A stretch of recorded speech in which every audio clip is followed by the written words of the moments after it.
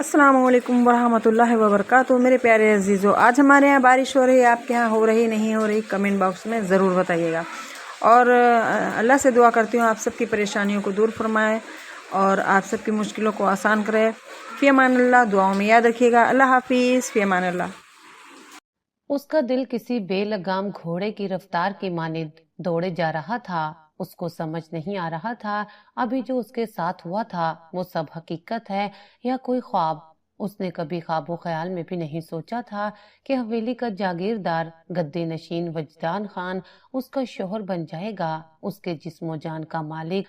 अभी थोड़ी देर पहले ही वजदान खान के फ्लैट में उसका निकाह हुआ था। मौलाना साहब और गवाहों के दरमियान उसने कबूल किया था और अब वो किचन में खड़ी खौफ से थर थर कांप रही थी। उसको मालूम था अगर हवेली में मौजूद वजदान की माँ या उसके दादा को इस बात का इल्म हो गया तो उसकी मौत यकीनी है। लेकिन फिर उसने एक सुकून का सांस भी खारिज किया था। वजदान खान सरदार था, किसी भी कीमत पर कोई भी उसके खिलाफ नहीं जा सकता था। उसने देखा था पूरी हवेली पर उसका राज था। जो वो कह देता था उसकी बात हरफे आखिर मानी जाती थी, उसके हर अहकाम की पैरवी की जाती थी। कोई भी उसकी हुक्म को नहीं टालता था। लेकिन उस नादान को ये बात मालूम ही नहीं थी कि जल्द या बादेर यही वजदान खान उसको पैरों तले रोंदने वाला है। चंद पल मजीद गुजरे थे कि अचानक एक मुलाजमा किचन में आई थी और अफशा को मुखातिब करते हुए बोली थी, बात सुनो लड़की, तुम्हें सरदार साहब अपने कमरे में याद कर रहे हैं। उनका हुक्म है कि उनके लिए फौरी कॉफी बनाकर ले जाओ, देर ना करना क्योंकि उन्हें इंतजार करना पसंद नहीं है। उसने पलटकर देखा था, नजमा सामने ही खड़ी उसको हुक्म दे रही थी और वो खौफ से लरज उठी थी। वजदान खान का बुलावा इस बात की गवाही था कि आज वो उसको बख्शने के मूड में नहीं है। उसने महज सर को हल्की सी जंबिश दी थी। उसको समझ नहीं आ रहा था वो क्या करे। क्या उसको वजदान के कमरे में जाना चाहिए था, क्या उसके हुक्म की पैरवी करनी चाहिए थी। ये सोच सोच कर उसका दम खुश्क होने के करीब आ गया था। बहरहाल जाना तो बेइंतहा जरूरी था क्योंकि उसको मालूम था कि अगर उसने वजदान के हुक्म की नाफरमानी की तो किसी भी कीमत पर उसको रिहाई हासिल नहीं होगी। ये निकाह भी तो एक जिद ही था। उसको याद था वो इस हवेली में नई आई थी, ये काम उसकी सहेली के जरिए उसको मिला था। घर के हालात बहुत पेचीदा थे।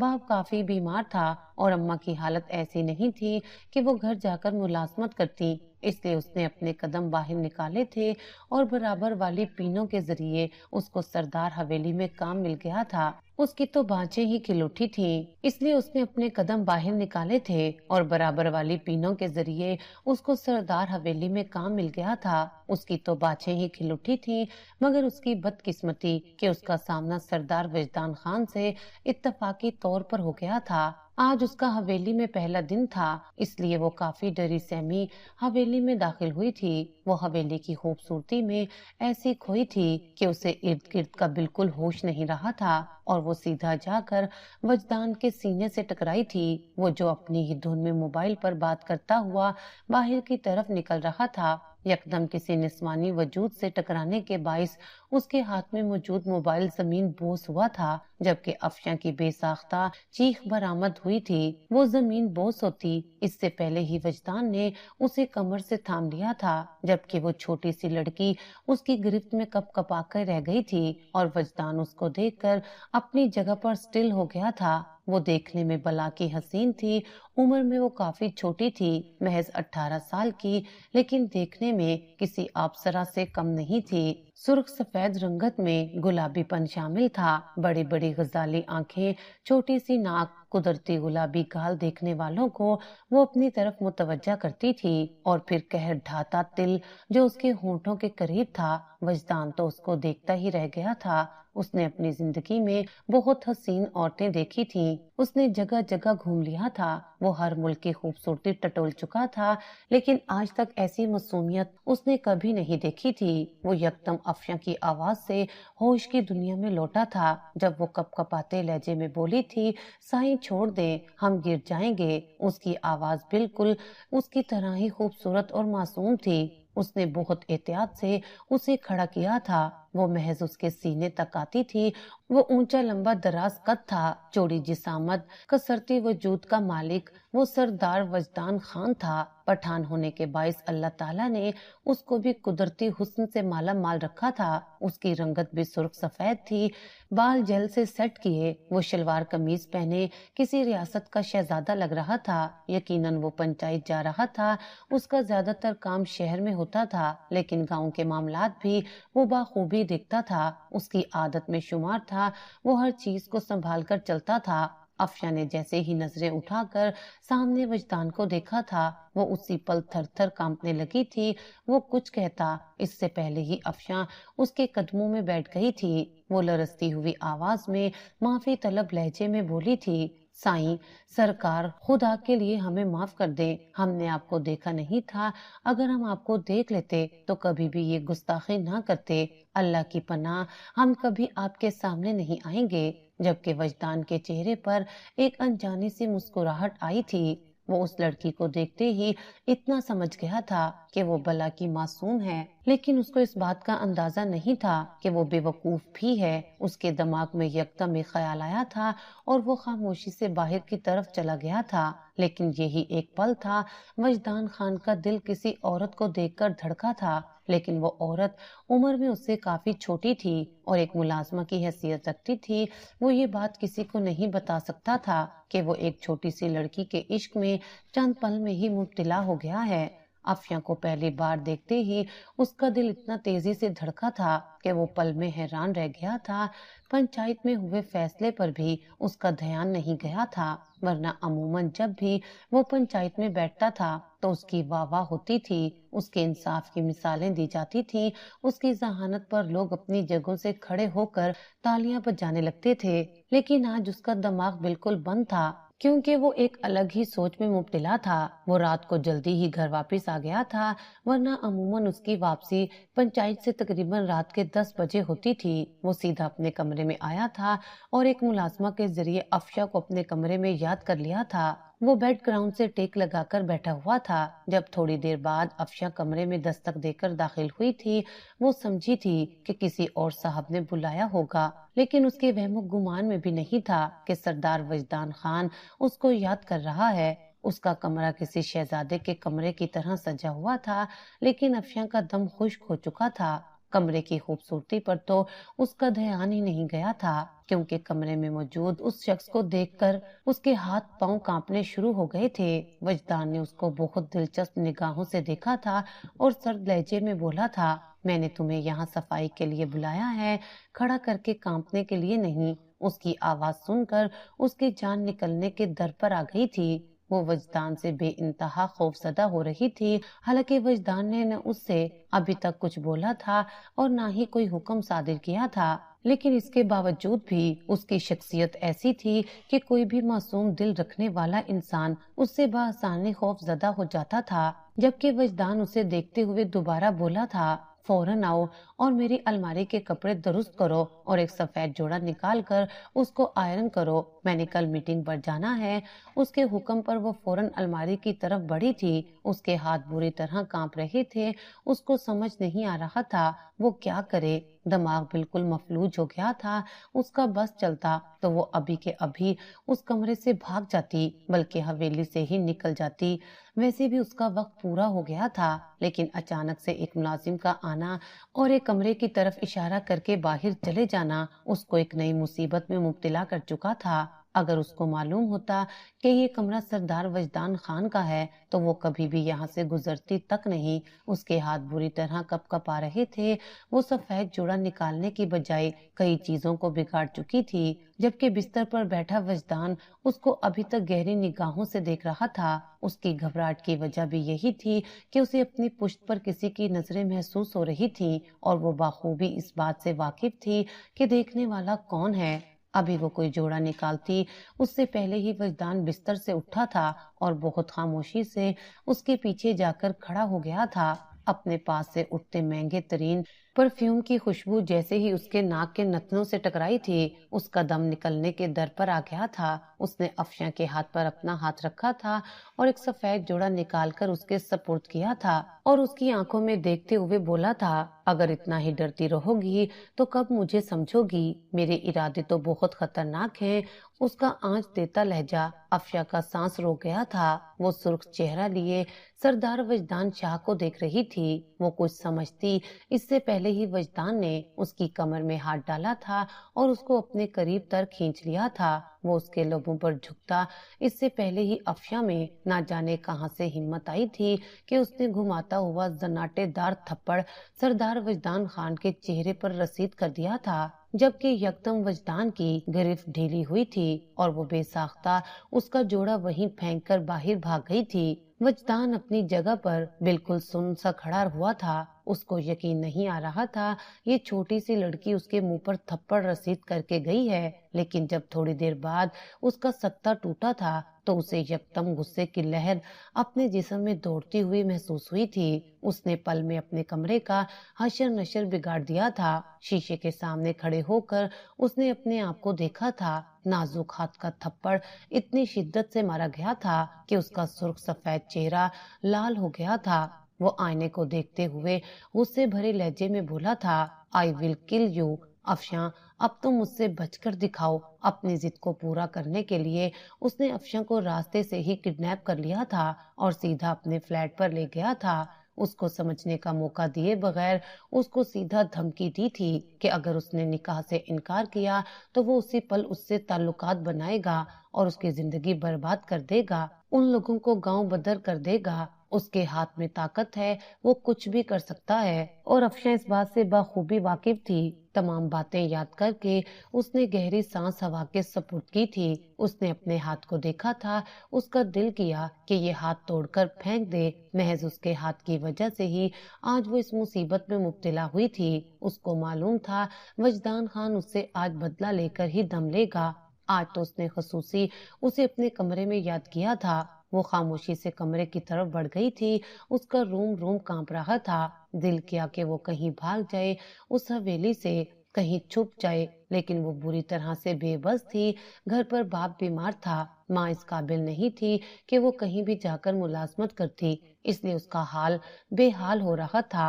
उसको हवेली आए महज 2 हफ्ते ही हुए थे और उस दौरानिया में उसके साथ जो कुछ हो चुका था उसको आज अपने फैसले पर अफसोस ही हो रहा था कि उसने सरदार हवेली में काम करने के बारे में सोचा ही क्यों। काश पीनो उसकी मुलाजमत कहीं और लगवा देती तो आज उसको ये सब झेलना ना पड़ रहा होता। कमरे के दरवाजे पर पहुंचकर उसने गहरी सांस हवा के सपुर्द की थी और दरवाजे पर हल्की दस्तक दी थी। पहली दस्तक पर ही अंदर से आवाज आई थी, आ जाओ, दरवाजा खुला हुआ है। वजदान की गंभीर आवाज सुनकर उसकी हथेलियां भीग गई थीं। आंखों में नमकीन पानी जमा होना शुरू हो गया था।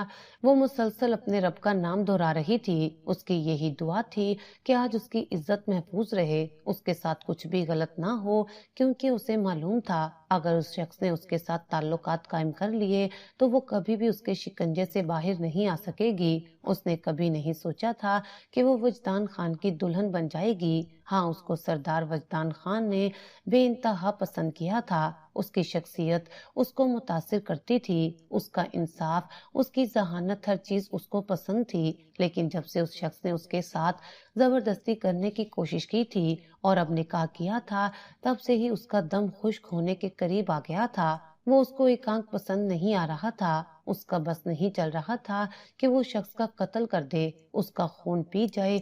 उसने एक बार फिर अपने अंदर हिम्मत जमा की थी और दरवाजा खोलकर अंदर दाखिल हो गई थी।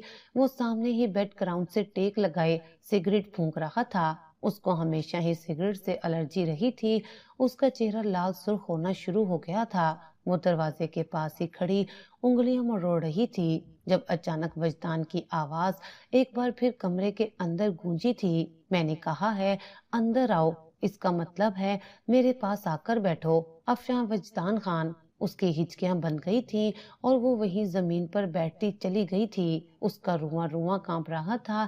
وہ فوراً وجدان کے آگے ہاتھ جوڑتے ہوئے منت کرنے والے انداز میں بولی تھی، سائیں سرکار، ہم معافی چاہتے ہیں، ہم جانتے ہیں کہ ہم نے غلط کیا، ہمیں آپ کے چہرے پر تھپڑ نہیں مارنا چاہیے تھا، ہم اس خطا کے لیے آپ سے رو رو کر معافی مانگتے ہیں، اگر آپ کہتے ہیں تو ہم آپ کے پاؤں پکڑ لیں گے، ہمیں معاف کر دیں، ہم گنہگار ہیں آپ کے، لیکن خدا کے لیے ہمارے ساتھ کچھ غلط نہ کریں، آپ نے جو کہا ہم نے کر لیا، مگر اس طرح ہمارے عزت کو خاک میں نہ ملائیں، ہمارے ماں باپ کی بہت عزت ہے، اگر ہماری ذرا بھی بدنامی ہوئی تو معاشرہ ہمیں قبول نہیں کرے گا، آپ تو مرد ہیں، آپ پر کوئی سوال نہیں اٹھائے گا، لیکن ہمارے لیے بہت سے مسائل پیدا ہو جائیں گے، ہمیں کوئی بھی معاف نہیں کرے گا، ہم عورت ہیں، آپ ہمارے حال پر رحم کھائیں۔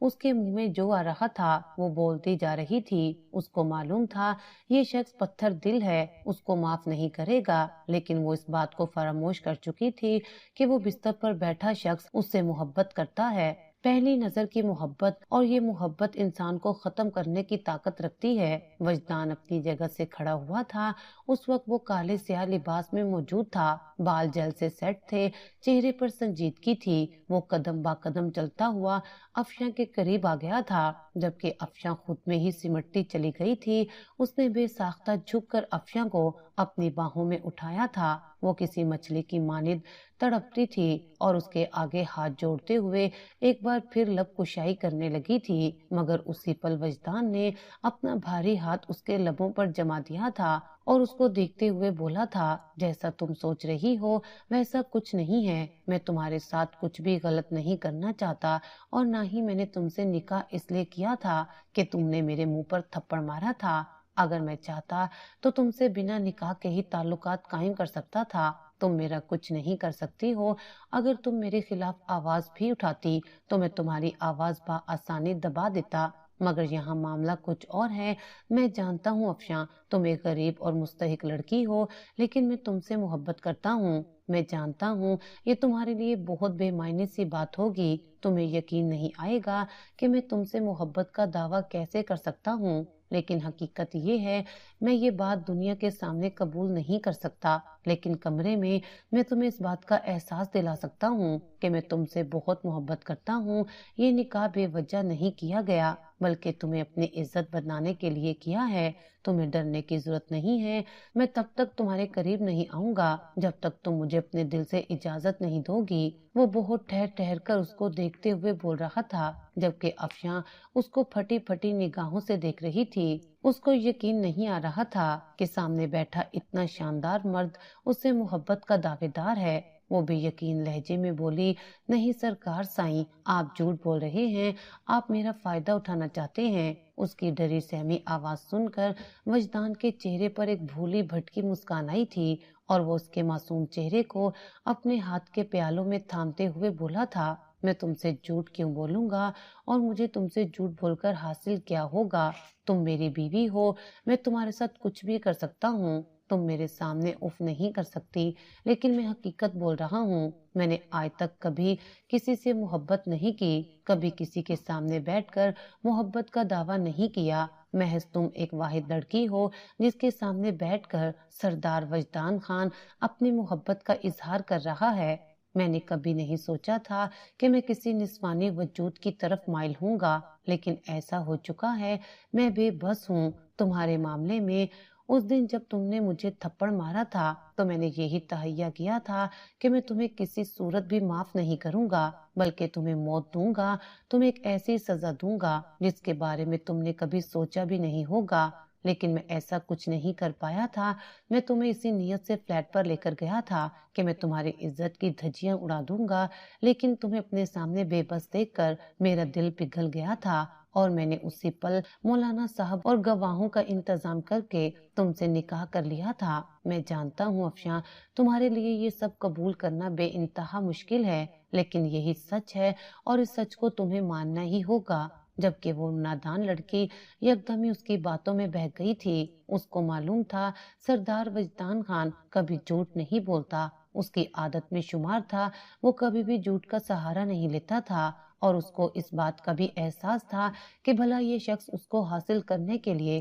ایسی باتیں کیوں کرے گا۔ وہ اس کی بیوی تھی اور وہ اس قدر طاقتور تھا کہ وہ کچھ بھی کر سکتا تھا، لیکن اگر وہ محبت کا اظہار کر رہا تھا تو اس میں کہیں بھی جھوٹ شامل نہیں تھا۔ اس نے یکدم افشاں کو اپنے قریب تر کیا تھا اور اس کو سمجھنے کا موقع دیے بغیر اس کے ہونٹوں کو اپنی گرفت میں لے لیا تھا۔ جبکہ وہ پھڑ پھڑا کر رہ گئی تھی، وہ پھٹی پھٹی نگاہوں سے وجدان کو دیکھ رہی تھی۔ اس کا سانس تھم سا گیا تھا، ہاتھ پاؤں بالکل سن ہونے لگے تھے، پاؤں کے انگوٹھے سے لے کر کان تک کی لو تک وہ سرخ ہو چکی تھی، جبکہ وجدان اس سے اپنی تشنگی مٹانے لگا تھا۔ وہ ہر چیز بھلائے اس کے وجود میں گم ہو گیا تھا۔ وہ 18 سال کی تھی، چند ہی پل میں اس کے ساتھ مدہوش ہونا شروع ہو گئی تھی، جبکہ وہ تھوڑی تھوڑی دیر بعد اس کو ایسی چوٹ دیتا تھا کہ وہ پل میں ہی اپنا ہوش گنوا دیتی تھی۔ وقت دھیرے دھیرے گزرنے لگا تھا اور سردار وجدان خان نے ایک معصوم کلی کو اپنی آغوش میں سمیٹ کر اس بات سے روشناس کروایا تھا کہ وہ اس پر حق رکھتا ہے، اس سے محبت کرتا ہے، جبکہ وہ محض اس کا ساتھ ہی دیتی رہی تھی، کیونکہ اسے معلوم تھا کہ وہ ایک جاندار مرد ہے، اس کے آگے وہ بالکل بے بس ہے۔ وہ تقریباً 4 گھنٹے اس کے وجود میں گم رہا تھا اور پھر کہیں جا کر وہ اس سے علیحدہ ہوا تھا، جبکہ افشاں کا حال بے حال ہو گیا تھا۔ وہ نڈھال ہو کر ایک طرف کو پڑی ہوئی تھی۔ وجدان نے ایک نگاہ اس کے وجود پر ڈالی تھی، وہ جانتا تھا جو اس نے کیا ہے کہیں نہ کہیں وہ غلط ہے۔ ابھی وہ ان سب چیزوں کے لیے تیار نہیں تھی، اس کی عمر بھی نہیں تھی، لیکن وہ اپنے جذبات کے ہاتھوں مجبور ہو گیا تھا۔ اس لڑکی کو دیکھتے ہی اس کا دل دھڑک اٹھا تھا اور ایسا زندگی میں پہلی بار ہوا تھا، لیکن اس کو معلوم ہی نہیں تھا کہ وہ اس کے قریب جا کر کس طرح اس کی زندگی کو برباد کر چکا ہے۔ وہ خاموشی سے اٹھ کر واش روم چلا گیا تھا۔ جب وہ واش روم سے باہر آیا تو وہ اپنی چادر اپنے گرد لپیٹ رہی تھی، یقیناً وہ باہر جانے کا ارادہ رکھتی تھی۔ وہ کمرے سے باہر قدم نکالتی اس سے پہلے ہی وجدان نے اس کی کلائی کو تھام لیا تھا اور اس کو دیوار کے ساتھ لگاتے ہوئے اس کے کان میں سرگوشی نما آواز میں بولا تھا، اپنا خیال میری امانت سمجھ کر رکھنا۔ میں جانتا ہوں تمہارے ساتھ بدسلوکی ہوئی ہے، لیکن میری بات پر یقین رکھنا، میں وجدان خان تم سے بہت محبت کرتا ہوں، تم میری ہو اور ہمیشہ میری رہو گی۔ سردار کی بیویاں کبھی بھی ادھر ادھر نہیں دیکھتی، جبکہ افشاں کے چہرے پر مسکان آئی تھی۔ وہ شرماتے لہجے میں بولی تھی، جی خان، میں آپ کی بات سمجھ رہی ہوں۔ اس کا چہرہ لال سرخ ہو رہا تھا، یقیناً وہ وجدان کی باتوں پر ایمان لے آئی تھی۔ وجدان نے اس کے معصوم چہرے کو دیکھا تھا جو اس کی شدتوں سے لال ہو رہا تھا۔ اس نے ایک محبت بھرا بوسہ اس کے ماتھے پر دیا تھا اور اس کے گال پر ہاتھ رکھتے ہوئے بولا تھا، فی الحال کے لیے تم گھر جاؤ اور آرام کرو، کل ٹائم سے کام پر آ جانا اور اپنے شوہر کی خدمت بھی کر لینا۔ وہ اس کے معنی خیز انداز کو بخوبی جانتی تھی، اس لیے شرماتے ہوئے کمرے سے چلی گئی تھی، جبکہ پیچھے وجدان نے ایک زوردار کہکر لگایا تھا، جو وہ چاہتا تھا وہ حاصل کر لیتا تھا۔ اس کو اپنے آپ پر غرور تھا، وہ اس لڑکی سے محبت کرتا تھا، لیکن ساتھ میں اس کو برباد بھی کرنا چاہتا تھا۔ ایک گہری سانس ہوا کے سپرد کر کے اس نے اپنے آپ کو آئینے میں دیکھا تھا، بال ترتیب سے بنا کر وہ شہر کی طرف گامزن ہو گیا تھا۔ اس کا ارادہ اپنے بزنس پارٹنر سے ملاقات کرنے کا تھا۔ کافی دنوں سے وہ ایک ضروری بات کرنا چاہتا تھا، جس کے لیے وجدان سے ملاقات کرنے کے لیے پاگل ہو رہا تھا۔ ایک لمبی مسافت طے کر کے وہ شہر پہنچ گیا تھا اور سب سے پہلے اس نے اپنے بزنس پارٹنر رحمان شاہ سے ہی ملاقات کی تھی۔ دونوں ایک دوسرے کو دیکھ بغل گیر ہوئے تھے، وہ دونوں آپس میں گہری دوستی رکھتے تھے۔ وجدان کا اس نے ایسے وقت میں ساتھ دیا تھا کہ وہ کبھی بھول نہیں سکتا تھا، اس لیے وجدان ہمیشہ اس کو عزت دیتا تھا، اس کو اپنے سر پر بٹھاتا تھا، اس کی کوئی بات مسترد نہیں کرتا تھا۔ آج بھی شاید وہ اپنا کوئی مطالبہ لے کر آیا تھا جس کو وجدان پورا کرنے کا بھرپور ارادہ رکھتا تھا۔ وہ دونوں ایک ہوٹل میں بیٹھے ہوئے تھے، ارادہ تو بزنس میٹنگ کا تھا، لیکن اس سے پہلے وجدان رحمان کی وہ ضروری بات سننا چاہتا تھا جس کے لیے وہ کافی عرصے سے بے چین ہو رہا تھا۔ رحمان شاہ اس کی جانب دیکھتے ہوئے بولا، میں جانتا ہوں سردار وجدان خان، تمہاری سوچ بہت منفرد ہے اور تم ایک الگ طبیعت کے انسان ہو، تم ایک جاگیردار ہو، تمہارے سر گدی ہے، مگر آج میں تم سے جو مانگنے والا ہوں وہ بہت بڑا ہے۔ مجھے لگتا ہے کہ تم میری بات پر اختلاف نہیں کرو گے، کیونکہ تم میرے اچھے دوست ہو اور میری بات کو سمجھو گے، میرے جذبات کو سمجھو گے۔ جبکہ وجدان سینے پر ہاتھ باندھے اس کو باغور سن رہا تھا، وہ سمجھ گیا تھا کہ معاملہ کافی گمگیر ہے۔ جبھی رحمان شاہ تحمید باندھ رہا تھا، ورنہ جب بھی کوئی بات ہوتی تھی تو وہ سیدھا منہ پر بول دیا کرتا تھا۔ وہ مزید بولا، میں آج تم سے اپنی بہن کا رشتہ مانگنے کے لیے آیا ہوں۔ میری بہن ثنا تمہیں بہت پسند کرتی ہے، کئی بار وہ میرے سامنے تمہارا ذکر کر چکی ہے، اور میرا بھی کچھ ایسا ہی ارادہ ہے۔ اگر تم میری بہن سے شادی کر لو گے تو ہمارے تعلقات مزید مضبوط ہو جائیں گے اور کاروبار میں بھی بہت فائدہ ہوگا۔ بابا کی بھی یہی خواہش ہے۔ اگر تم ثنا کے لیے ہاں بولتے ہو تو وہ بڑا پروجیکٹ بھی ہمیں بآسانی مل سکتا ہے۔ جبکہ یہ بات سن کر وجدان کی آنکھوں میں چمک آئی تھی۔ جس پروجیکٹ کو وہ دونوں حاصل کرنا چاہتے تھے وہ پروجیکٹ رحمان شاہ کے باپ کے ہاتھ میں آیا تھا۔ یہی وجہ تھی کہ وہ چند پل کے لیے خاموش ہو گیا تھا۔ یکدم اس کی آنکھوں کے سامنے افشاں کا شرمایا شرمایا روپ آیا تھا۔ ابھی تازہ تازہ محبت کا اظہار ہی تو وہ اس کے سامنے کر کے آ رہا تھا، اور اب ثنا سے نکاح وہ چند پل کے لیے خاموش ہو گیا تھا اور رحمان کی جانب دیکھتے ہوئے بولا تھا، میں تمہارے جذبات اور تمہاری بات کو سمجھ رہا ہوں۔ وہ پروجیکٹ ہمارے لیے بے انتہا ضروری ہے۔ ثنا ایک اچھی لڑکی ہے، لیکن پھر بھی رحمان، مجھے سوچنے کے لیے وقت درکار ہے۔ میں گدی نشین ہوں، میں اپنے باپ دادا کی مرضی کے خلاف شادی نہیں کر سکتا۔ ان لوگوں کو یہ بات بتانی ہوگی اور اپنی پسند کا اظہار بھی کرنا ہوگا، تب کہیں جا کر یہ رشتہ طے ہو سکتا ہے۔ اس لیے مجھے 1-2 ماہ کا وقت چاہیے۔ جبکہ رحمان کی تو باتیں ہی کھل اٹھی تھی، وہ فوراً خوشی کا اظہار کرتے ہوئے بولا تھا، بالکل، تمہیں جتنا وقت چاہیے میں تمہیں دینے کے لیے تیار ہوں، لیکن پلیز وجدان، میری بات سمجھنے کی کوشش کرنا۔ یہ پروجیکٹ ہم دونوں کے لیے بے انتہا ضروری ہے، اس لیے جتنا جلدی ہو سکے اپنا فیصلہ سنا دو۔ بہرحال میں تمہیں یہ پروجیکٹ دینے کے لیے راضی ہوں، لیکن اگر تم ثنا کے لیے ہاں بولتے ہو تو۔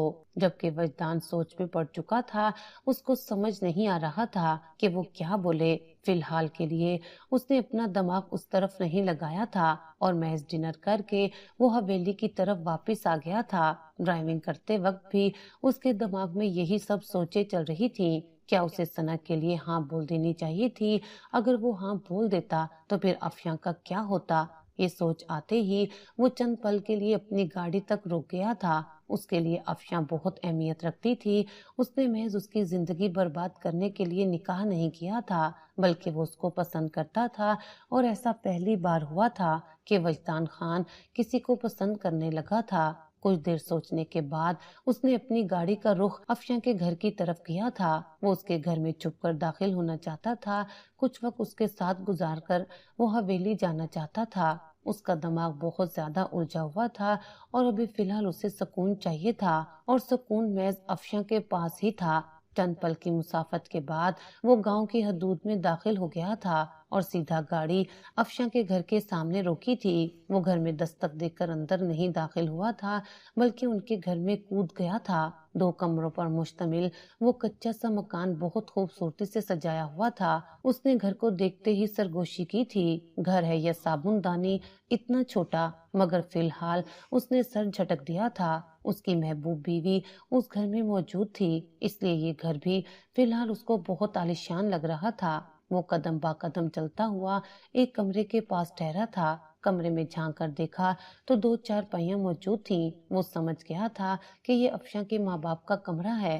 یقیناً اس کی بیوی دوسرے کمرے میں موجود تھی۔ وہ سیدھا دوسرے کمرے میں داخل ہوا تھا، کمرہ اندر سے بند کر لیا تھا اور سیدھا چارپائی کی طرف بڑھا تھا۔ افشاں ہوش و حواس سے بے گانہ گہری نیند میں تھی جب اچانک اسے اپنے چہرے پر کسی کا لمس محسوس ہوا تھا۔ اس نے بے ساختہ اپنی آنکھیں کھولی تھیں اور وجدان کو اپنے اوپر جھکا دیکھ اس کا چلتا سانس رک گیا تھا۔ وہ کچھ کہتی اس سے پہلے ہی وجدان اس پر جھکتا چلا گیا تھا اور اس کو اپنا احساس دلانے لگا تھا، جبکہ وہ بھی مطمئن ہو کر اپنا آپ اس کو سونپ گئی تھی۔ اس کو خوف بھی آ رہا تھا کہ اگر اس کے ماں باپ جاگ جاتے تو اس کی بہت بدنامی ہونی تھی، لیکن پھر وہ یہ سوچ کر مطمئن ہو گئی تھی کہ جب اس کے ماں باپ نیند کی گولی لے کر سوتے تھے تو ان دونوں کی آنکھ صبح سے پہلے نہیں کھلتی تھی۔ وقت دھیرے دھیرے گزرنے لگا تھا۔ افشاں اور وجدان کے نکاح کو پورا 1 ماہ بیت گیا تھا اور اس 1 ماہ کے درمیان ان دونوں کے درمیان ہر دیوار گر چکی تھی۔ وجدان کی محبت کو دیکھ افشاں نے بھی اپنا سر جھکا دیا تھا اور اس کے سامنے اظہار محبت کر دیا تھا۔ وہ دیکھنے میں بہت خوبصورت تھی، لیکن آج تک اس کے نزدیک کوئی لڑکا نہیں آیا تھا۔ وہ ایک غریب گھرانے کی لڑکی تھی۔ کئی اوباش مردوں نے اس کو چھونے کی کوشش کی تھی، لیکن خدا کا شکر تھا کہ اس کی عزت ہمیشہ محفوظ رہی تھی اور سب سے اچھی عادت اس کی پردہ کرنے کی تھی، اس لیے آج تک اسے کسی بھی مرد ذات نے نہیں دیکھا تھا۔ یہی وجہ تھی کہ وہ اب تک محفوظ تھی اور ان محبت کے جھمیلوں سے 100 فٹ دور تھی، اور اب وجدان کی محبت کو حاصل کر کے وہ مکمل ہو گئی تھی۔ لیکن اچانک سے گھر میں وجدان خان کی شادی کی بات گردش کرنے لگی تھی۔ وجدان نے بہت سوچنے کے بعد ثنا کے لیے ہاں بول دی تھی۔ اس کے لیے اپنا کاروبار بہت اہمیت رکھتا تھا۔ ہاں، وہ افشاں سے محبت کرتا تھا، لیکن وہ ثنا کو منع نہیں کر سکتا تھا۔ یہ اس کے کیریئر کا سوال تھا، مگر وہ جانتا نہیں تھا اس دوران وہ کتنی قیمتی چیز کھونے والا ہے۔ 2 دن سے افشاں کی طبیعت تھوڑی خراب تھی، اس لیے بیگم صاحبہ نے اس کو چھٹی دی ہوئی تھی۔ خاص وجدان خان کی بھی اس پر نظر کرم تھی، اس لیے کوئی بھی ملازم اس سے بدتمیزی نہیں کرتا تھا۔ وہ 2 دن سے کافی بے چین تھی، نہ جانے کیوں اس کو گھبراہٹ ہو رہی تھی۔ ایسا لگتا تھا جیسے کچھ برا ہونے والا ہے، لیکن کیا وہ نہیں جانتی تھی۔ آج طبیعت کچھ بحال ہوئی تو وہ حویلی کی طرف بڑھی تھی۔ 2 دن ہو گئے تھے اس نے وجدان کا چہرہ بھی نہیں دیکھا تھا۔ یہی وجہ تھی کہ وہ اپنی طبیعت بالکل بھی سنبھال نہیں پا رہی تھی۔ اس سے پہلے بھی اس کی طبیعت خراب ہوئی تھی، مگر اس دوران وجدان خاموشی سے اس کے گھر آ گیا تھا، مگر اس بار اس نے گھر کا چکر بھی نہیں لگایا تھا۔ وہ جیسے ہی حویلی پہنچی تو سارا نظام دیکھ کر دنگ رہ گئی تھی۔ حویلی کو لائٹوں سے سجایا جا رہا تھا، اس کے ماتھے پر بلائے تھے۔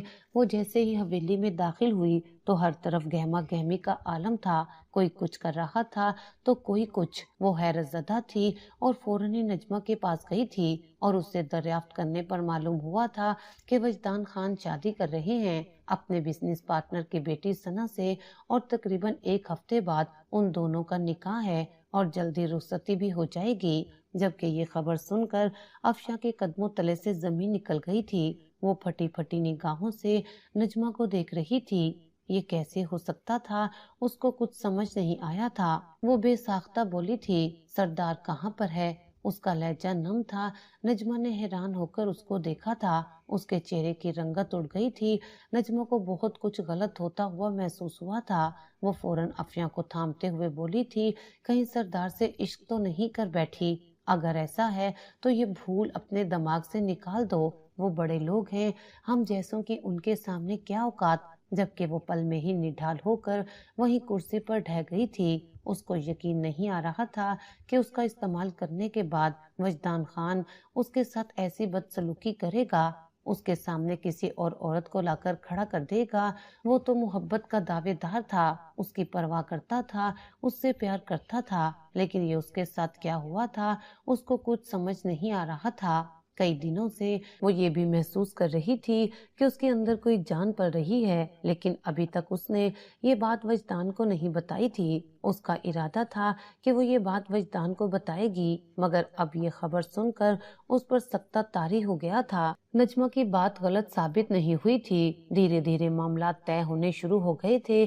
وجدان 1 ہفتے سے حویلی نہیں آیا تھا۔ اس کا ارادہ بارات والے دن حویلی آنے کا تھا، کیونکہ اس کو معلوم تھا حویلی میں افشاں بھی موجود ہوگی اور وہ اس کا سامنا کسی صورت نہیں کر پائے گا، مگر ایک نہ ایک دن تو اس کو پہنچنا ہی تھا۔ آج بارات کا دن تھا اور وجدان حویلی آ گیا تھا۔ کمرے میں ہی وہ تیار ہو رہا تھا۔ تمام ملازمین کاموں میں مصروف تھے۔ جب افشاں بہت احتیاط کے ساتھ اس کے کمرے میں داخل ہوئی تھی، اس کو کمرے میں آتا دیکھ کر وجدان نے ضبط سے اپنے چبڑے بھینچے تھے۔ جس لڑکی سے وہ بھاگ رہا تھا وہی اس کے پاس آ گئی تھی۔ اس کو دولہے کے لباس میں دیکھ اس کا دل کئی حصوں میں تقسیم ہوا تھا۔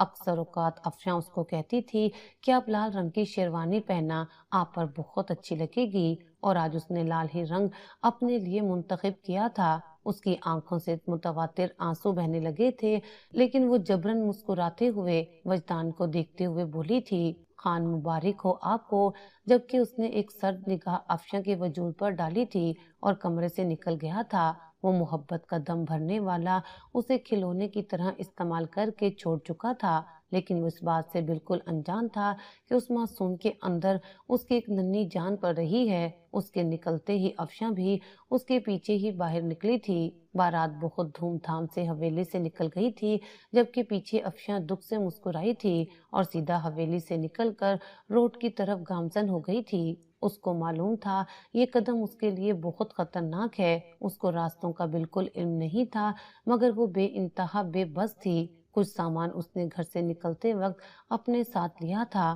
چند پیسے اس کے پاس موجود تھے جو وجدان نے ہی کسی وقت اس کو دیے تھے۔ وہی سب سامان لے کر وہ شہر والی بس میں بیٹھ گئی تھی، لیکن اس کا دل بے قابو ہو رہا تھا۔ اس کو ڈر بھی لگ رہا تھا، کیا اس کے لیے یہ قدم درست تھا؟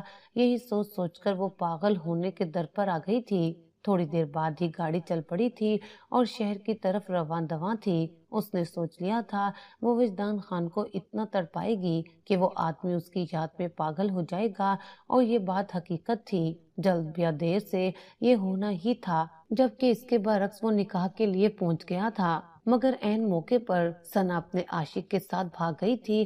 یہ بات بالکل جھوٹ ثابت ہوئی تھی کہ ثنا وجدان کو پسند کرتی تھی، وہ کسی اور کو چاہتی تھی۔ وجدان کا بزنس پارٹنر رحمان اور اس کا باپ ہی ثنا کی شادی وجدان سے کروانا چاہتے تھے، لیکن ثنا نے موقع کا فائدہ اٹھایا تھا اور سب کی آنکھوں میں دھول جھونک کر بہت دور نکل گئی تھی، جبکہ وجدان پیچو تاب کھا کر رہ گیا تھا۔ اس کی عزت دو کوڑی کی ہو گئی تھی، سب اس پر تھو تھو کر رہے تھے۔ اس کو یقین نہیں آ رہا تھا یہ اس کے ساتھ کیا ہو گیا ہے۔ وہ فوراً ہی وہاں سے نکل کر حویلی کی طرف گامزن ہو گیا تھا۔ پورے گاؤں کو معلوم تھا کہ سردار وجدان خان کی شادی ہونے والی ہے، اور جب یہ بات پورے گاؤں میں پھیلی کہ وجدان خان کی ہونے والی بیوی اپنے عاشق کے ساتھ بھاگ گئی ہے تو اس کی بے انتہا بدنامی ہوئی تھی۔ 2 دن گزر جانے کے بعد یکدم اس کو افشاں کا خیال آیا تھا۔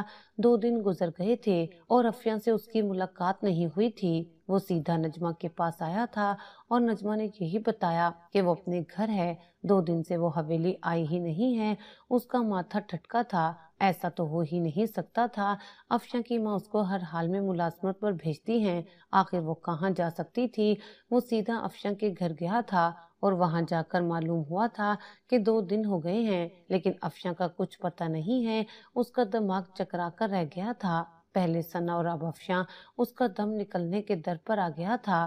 ثنا کے بھاگ جانے سے اسے کوئی فرق نہیں پڑا تھا، لیکن افشاں کا بھاگ جانا اس کا دل ایسا محسوس ہوتا تھا کسی نے مٹھی میں جکڑ لیا ہو۔ وقت دھیرے دھیرے گزرنے لگا تھا، لیکن افشاں کی کوئی خیر خبر نہیں تھی۔ چند مہینے گزر جانے کے بعد اس کی حالت خراب ہونا شروع ہو گئی تھی۔ وہ پاگلوں کی طرح افشاں کو ڈھونڈنے لگا تھا، لیکن اس کا کہیں بھی پتہ نہیں مل رہا تھا۔ پورے گاؤں کو معلوم ہو گیا تھا کہ سردار وجدان خان افشاں سے نکاح کر چکے ہیں، اور جب یہ بات حویلی میں پھیلی تو سب دنگ رہ گئے تھے کہ ملازم کی بیٹی سے سردار نے شادی کر لی ہے، مگر اس کو کسی سے کوئی فرق نہیں پڑتا تھا۔ وقت گزرتا جا رہا تھا اور افشاں کو گئے پورے 4 سال کا وقفہ بیت گیا تھا۔ اس دوران وجدان کو بہت کہا گیا تھا کہ تم شادی کر لو، لیکن وہ خاموش ہو گیا تھا۔ اس کے پاس کہنے کے لیے کچھ ہوتا ہی نہیں تھا۔ وہ بس چپ چاپ ایک جگہ بیٹھا رہتا تھا، محض پنچایت میں ہی اپنا وقت گزار دیتا تھا۔ کاروباری مسائل بھی اس نے رحمان سے الگ کر لیے تھے، کیونکہ اس آدمی کی وجہ سے ہی اس کی محبت افشاں اس سے دور ہوئی تھی۔ وہ جانتا تھا کہ وہ ثنا سے نکاح کر کے غلطی کر رہا ہے، لیکن وہ کاروبار کی وجہ سے بے بس تھا۔ اس نے سوچا تھا کہ نکاح ہو جانے کے بعد وہ افشاں کو بھی بیوی کے طور پر قبول کرے گا اور اس کو ایک الگ گھر میں رکھے گا، کسی کو یہ بات معلوم نہیں ہونے دے گا کہ افشاں اس کی بیوی ہے، مگر قدرت کو کچھ اور ہی منظور تھا۔ لیکن کہتے ہیں نا، جب خدا سے تڑپ کر دعا مانگی جائے تو رب العالمین اپنے بندے کی دعا ضرور پوری کرتا ہے۔ جب حضرت یعقوب علیہ السلام کو ان کا بیٹا 40 سال بعد مل گیا تھا تو پھر وہ تو ایک معمولی سی انسان تھی، بھلا وہ کیسے نہ ملتی۔ وہ ہر تہجد میں افشاں کے لیے دعا مانگتا تھا کہ وہ اس کو مل جائے۔ اس کی محبت میں وہ پل پل تڑپ رہا تھا اور اللہ نے اس کی طرف سے مانگی ہوئی دعا قبول کر لی تھی۔ افشاں شہر جانے کے بعد دارالامان میں گئی تھی اور 4 سال سے ہی وہیں رہ رہی تھی، نوکری کر کے اپنے بیٹے کا پیٹ پال رہی تھی۔ اللہ تعالیٰ نے اس کو اپنی نعمت سے نوازا تھا، مگر یہ بات کسی کو معلوم نہیں تھی۔ کئی دن بعد وجدان کسی کام کے سلسلے میں شہر آیا تھا۔ گاڑی سگنل پر رکی ہوئی تھی جب اچانک اس نے کسی احساس کے تحت دائیں جانب دیکھا تھا اور اپنی جگہ پر سٹل ہو گیا تھا۔ یہ وہی چہرہ تھا جسے وہ کبھی بھول نہیں سکتا تھا۔ وہ کالے رنگ کے لباس میں تھی، بال بکھرے ہوئے تھے، سر پر دوپٹہ جمائے کافی ہوا سے باختہ لگ رہی تھی۔ ایک بچے کا ہاتھ تھامے وہ مسلسل گاڑیوں کا رش ختم ہونے کے انتظار میں تھی اور وہ اس کے ساتھ موجود بچے کو دیکھتے ہی سمجھ گیا تھا کہ یہ اس کی ہی سنتان ہے۔ اس کے نقوش صاف وجدان جیسے تھے۔ وہ تڑپ کر گاڑی سے باہر آیا تھا اور بھاگ کر افشاں کی طرف دوڑا تھا۔ اپنے سامنے کئی سالوں بعد وجدان کو دیکھ وہ بھی اپنی جگہ پر سٹل ہو گئی تھی۔ اس کو یقین نہیں آ رہا تھا کہ یہ شخص اس کے سامنے کھڑا ہوا ہے، جبکہ وجدان خان گاؤں کا گدی نشین اپنی منوانے والا پوری دنیا کے سامنے بے ساختہ گھٹنوں کے بل بیٹھا تھا اور افشاں کے آگے ہاتھ جوڑتے ہوئے بولا تھا، مجھے معاف کر دو افشاں، خدا کے لیے میری خطا کو معاف کر دو۔ افشاں، میں تمہارے لیے کتنا پاگل ہوا ہوں یہ میں اور میرا خدا جانتا ہے۔ اللہ کے لیے میرے پاس واپس آ جاؤ۔ خدا کی قسم میں نے دوسری شادی نہیں کی ہے۔ میں نے پورے گاؤں کو بتا دیا ہے کہ تم میری بیوی ہو اور وہ مجھ سے دور ہو گئی ہے، مگر میں اب تمہیں دوبارہ دور ہونے نہیں دوں گا۔ یہ کہتے ہی اس نے افشاں کو اپنے گلے سے لگایا تھا، جبکہ وہ بالکل سن تھی۔ اس کو یقین نہیں آ رہا تھا کہ سردار وجدان خان اس کے قدموں میں بیٹھا ہوا ہے۔ اس شخص کی حالت دیکھ وہ حیرت زدہ رہ گئی تھی۔ آنکھوں کے نیچے ہلکے چہرہ مرجھایا ہوا، وہ پہلے سے کافی کمزور لگ رہا تھا، جبکہ 3 سال کا ریان فوراً ہی تڑپ کر اپنی ماں سے لگا تھا اور جیسے ہی کسی کے ننھے ہاتھ اس کو اپنے پاؤں پر محسوس ہوئے تو اس نے دم بخود ہو کر کبھی اس بچے کو دیکھا تھا تو کبھی افشاں کو، اور پھر وہ بات بھی افشاں نے بتا دی تھی کہ یہ سنتان اسی کی ہے۔ وہ خوشی سے نہال ہو گیا تھا۔ اس نے ایک بار پھر یہ سوال نہیں پوچھا تھا کہ وہ کہاں رہی تھی، یہ 4 سال اس نے کہاں گزارے تھے۔ اس نے ایک بار بھی یہ نہیں کہا تھا کہ یہ بیٹا اس کا نہیں ہے۔ اس کو افشاں پر یقین تھا اور اس کا یقین ہی افشاں کے دل میں ایک بار پھر اس کے لیے محبت پیدا کر چکا تھا۔ وہ اس کو لیے حویلی آ گیا تھا۔ ان کا استقبال بہت شاندار انداز میں کیا گیا تھا۔ اپنا پوتا دیکھ اس کی ماں نہال ہو گئی تھی۔ اس کو دیکھتے ہی سب پہچان گئے تھے کہ یہ محض وجدان کی اولاد ہی ہو سکتا ہے، اور یہ بات حقیقت ہے۔ انتظار کا پھل ہمیشہ میٹھا ہوتا ہے۔